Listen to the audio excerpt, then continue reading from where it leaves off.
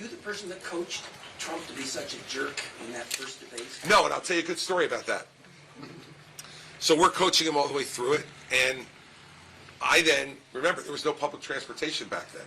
We were in late September, early October of 2020. No trains running, no planes. So I was driving back and forth from Washington, D.C. and New Jersey. I had to get up to do commentary on ABC in New York that night on the primary. The last prep session was the day of the first debate. I was leaving to go get my car. His secretary came to get me and said, "President needs to see you one more time." So I went back up. That was after 4 days of consecutive of prep. I went back upstairs to the Oval Office, and he looked at me and said, "If you have one suggestion for me tonight, just one, that I'll follow, what would it be?" And I said, "Mr. President, let Biden talk. Because if you let him talk, he'll hang himself."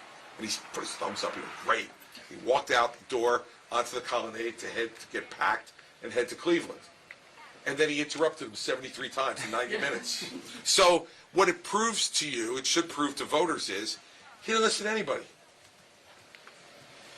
He doesn't. If it doesn't agree with his point of view, he doesn't listen. He asked me for the advice. I gave him the advice, and that was the advice all the way through debate prep. And then he went and interrupted him 73 times in 90 minutes. And when I got on TV right after that, and George Stephanopoulos said, "What do you think?" And I go, "I think it was a bit too hot." He called me from Cleveland. Now think about that.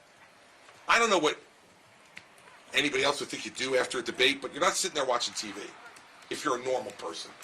Like, I don't care what the TV people say about me after a debate. Like, I want to go get something to eat. I want to, take my shoes off. I want to relax. It's a long couple hours. What's he doing? He's watching what I'm saying on TV and then calling me to yell at me for saying it.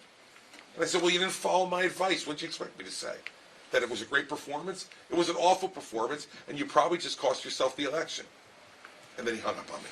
Can I follow up on But by the way, a week later, he had me back at debate prep. your president?